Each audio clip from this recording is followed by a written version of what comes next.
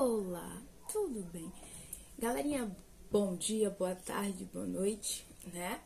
Eu sou a professora Renata Nascimento e hoje eu vou falar um pouquinho com vocês sobre o clima e a vegetação brasileira. Gente, esse vídeo é uma revisão, tá? Que eu estou fazendo para uma turminha minha.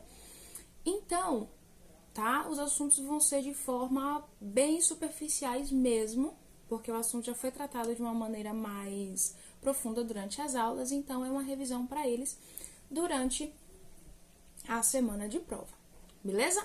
Mas não quer dizer que você também não vai encontrar algo de útil no vídeo. Mesmo que você não seja meu aluno, vale a pena você dar, né, um tempinho para você assistir esse vídeo. E também, pode deixar aí nos comentários qual tema você quer que a gente aborde nos próximos vídeos, o que você gostou, tá? O que você não gostou.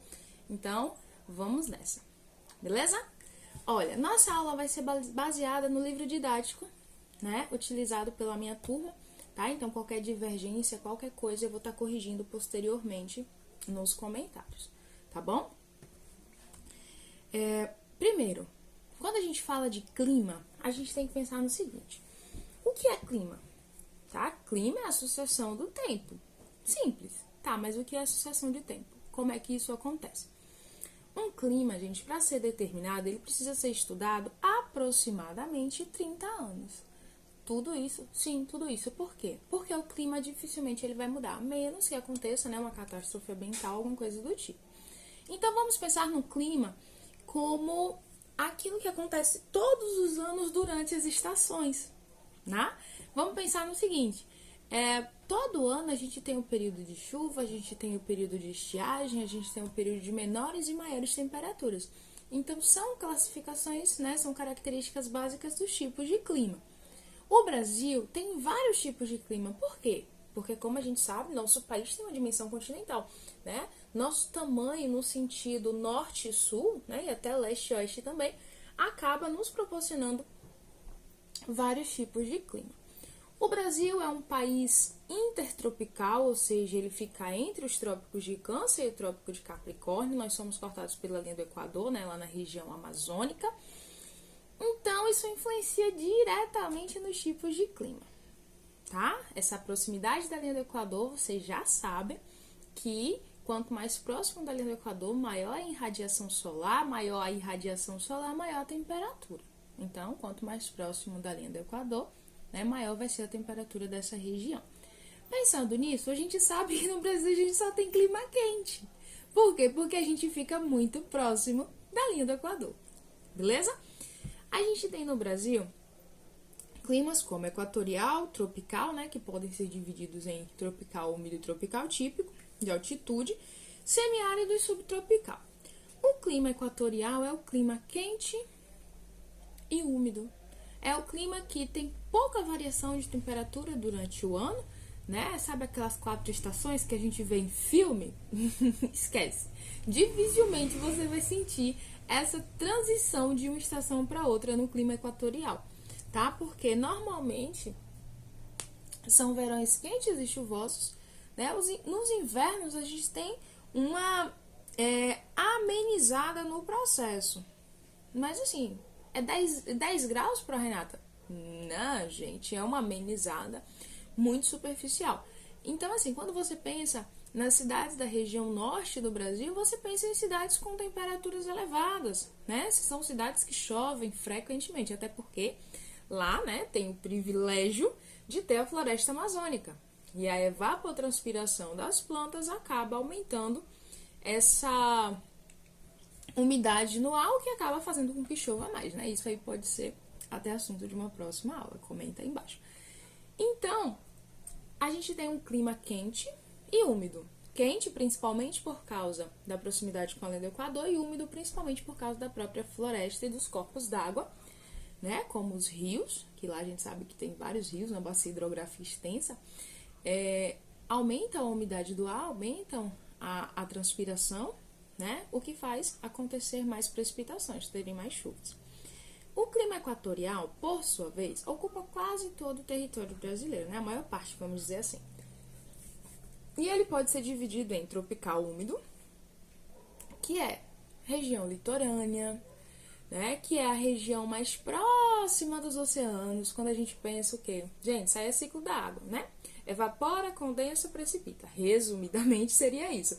Então, quando você está próximo dos oceanos, você tem uma evaporação muito maior. Então, o nível de chuva vai ser maior. Só que aqui, gente, a gente vai ter uma variação na temperatura. Lembra que eu falei que no clima equatorial a gente quase não tem variação? Pronto, aqui a gente vai ter. Os invernos vão ser, em sua grande maioria, quentes e chuvosos. Olha o ciclo da água. Quanto mais quente, mais evapora, mais condensa, mais precipita, tá? E no inverno você vai ter uma redução nessa quantidade de chuva, tá bom? Então vamos pensar nisso. E o clima tropical de altitude, ele é característico principalmente das regiões serranas do Brasil, né?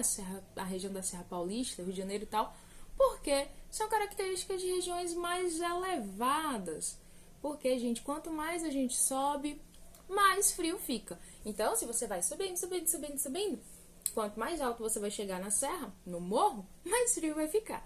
Então, é um clima, né? O clima tropical de altitude é um clima que tem temperaturas mais agradáveis. Óbvio, a gente não vai subindo a serra esperando encontrar neve lá em cima, não, tá bom? No Brasil, a gente não tem essa possibilidade, pelo menos não naturalmente. E aí, são temperaturas mais amenas, né? São verões mais agradáveis no sentido de você ter a precipitação, no sentido de você ter a possibilidade, né, de ter temperaturas maiores, principalmente pra gente aqui no Nordeste, né? Quem tá me assistindo aqui que não sabe, eu sou do interior do Nordeste. Chega o verão, a gente tem a temperatura bem, né, daquela de rachar a cuca. Então, quem tem essa possibilidade, né, na maior parte das vezes vai para a região serrana para curtir um friozinho, ter uma temperatura um pouco mais amena. O semiárido, por sua vez, né, é um clima extremamente seco, tá? É um clima extremamente seco, não é desértico, tá, gente? Existe uma diferença entre semi e árido. Um clima árido é um clima desértico, um clima semiárido é um clima que tem pouca chuva e ela é mal distribuída ao longo do ano, infelizmente, tá? Nessas regiões, são poucos os corpos d'água que sobrevivem aos períodos de estiagem, né? Porque a maior parte deles seca durante o período de falta de chuva, né? Ou escassez de chuva. Sobrevivem aqueles que têm a sua nascente em regiões mais chuvosas, é exemplo do São Francisco, que tem sua nascente, né, lá em Minas Gerais. Então, é um clima mais quente, é um clima mais seco e, óbvio, gente, tem suas particularidades, tá? Aqui na Bahia a gente tem um clima que já é diferente de lá do Piauí, diferente do Pernambuco, certo? Então, vários elementos vão influenciar, mesmo tendo o mesmo clima, né, vão influenciar diretamente na quantidade de chuva, na temperatura, beleza? E o clima mais europeu que a gente tem no Brasil, né? Europeu que a gente fala, gente, não é no sentido pejorativo não, tá? Pelo amor de Deus. É no sentido de ser o mais diferente. É o clima subtropical. Porque ele é diferentão do Brasil. São climas com temperaturas mais baixas. Em algumas épocas do ano pode ter geada, já aconteceu, né? De nevar nessa região. E são regiões onde você tem invernos bem frios. Mas são bem frios mesmo, gente. Se a gente comparar com o inverno aqui, né, no Nordeste, que vai lá para 25, 22 graus, e a gente já tá tudo agasalhado, lá é uma região que tem temperaturas de 14 graus, já foram registradas temperaturas bem abaixo disso daí, tá? Eu tô trazendo aqui para vocês uma média, beleza? E aí agora, a gente precisa falar um pouquinho sobre vegetação. Mas vegetação está diretamente relacionada ao clima, tá? É o que eu digo aos meus alunos na aula. Você não pode esperar chegar no meio da caatinga e ter lá um pinheiro naturalmente nascido naquela região. Por quê? Porque o clima não é favorável, o solo não é favorável. Então, quando a gente fala de vegetação, a gente está falando o quê?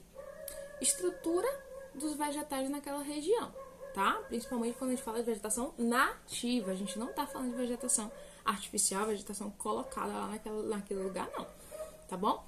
Então, a vegetação ela vai levar em consideração principalmente os tipos de clima, o tipo de solo e o tipo de relevo, certo? Que vão ser a base aí para essa formação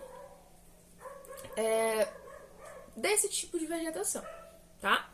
Então, de forma geral, né, no Brasil nós temos vegetações bem diversas, devido aos nossos climas, como eu falei antes, que são bem diversos, tá? A primeira que eu vou trazer para vocês é a caatinga. A caatinga ela é composta principalmente por plantas xerófilas, que são aquelas que armazenam água para sobreviver na seca. Tá, professor, o que diacho é isso? Gente, tem plantas, né, como cactos, exemplo de mandacaru, xique-xique, cabeça de frade, que se você partir ele, você vai ver que dentro dele tem bastante água. É uma babazinha, né, uma água que se mistura, óbvio, com a estrutura da planta, né? Você não vai colocar uma torneirinha lá e vai sair água, né, gente? Pelo amor de Deus. Mas ela usa aquilo ali como forma, gente, de sobrevivência. Por isso que ela não tem muitas folhas, né?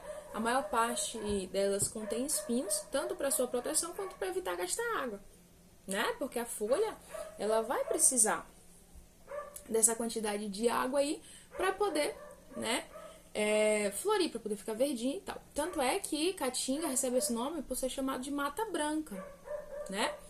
Que é como ela fica no período de seca.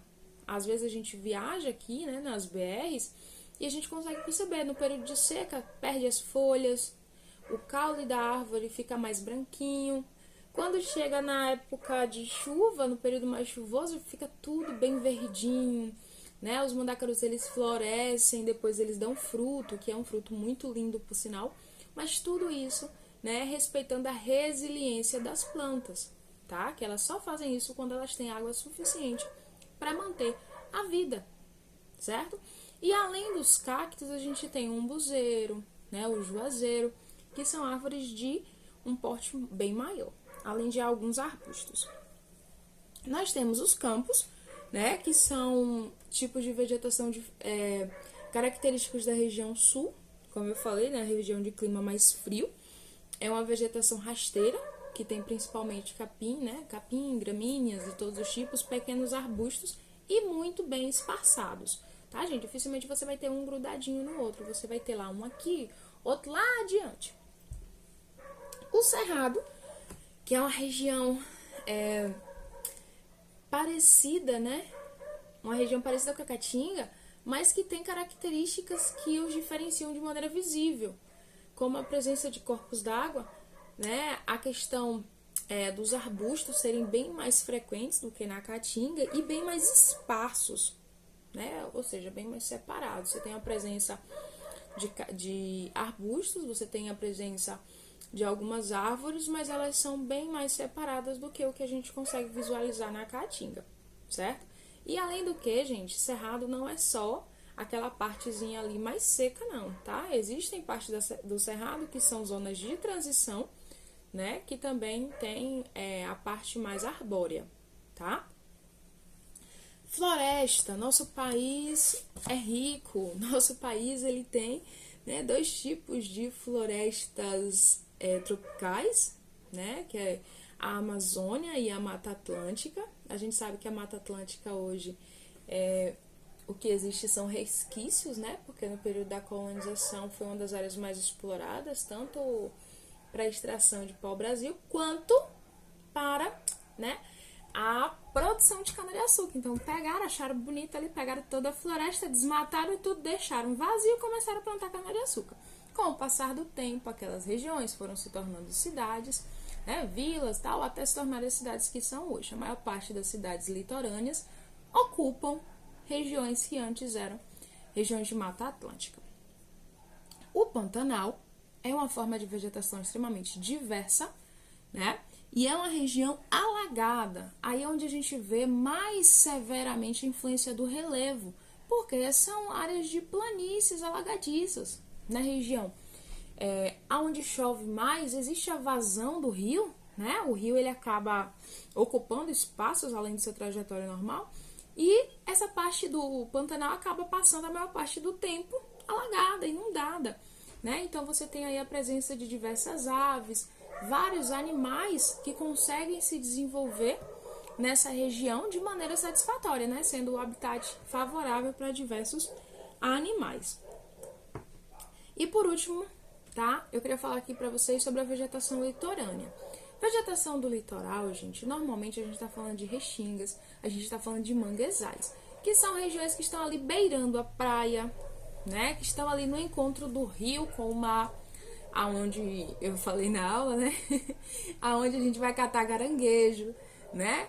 Que são formas de vegetação que se desenvolvem naquele ambiente específico. São árvores que possuem as suas raízes, né, mais aéreas para poder conseguir alcançar mais oxigênio, né, devido à quantidade de água que tem ao seu redor, que favorece ao desenvolvimento, como eu falei, né, dos caranguejos e tal, que além de ser uma questão naturalmente rica, né, um ecossistema muito único e muito rico, é também uma questão, né, que muitos povos sobrevivem dessa cata de caranguejo e outros mariscos que ficam nessa região, tá? Espero que vocês tenham gostado. Qualquer dúvida, qualquer sugestão, já sabem, né? Vão lá nos comentários, me falem o que vocês acharam dessa aula, tá bom? Perguntem, comentem e um beijo pra vocês, até a próxima!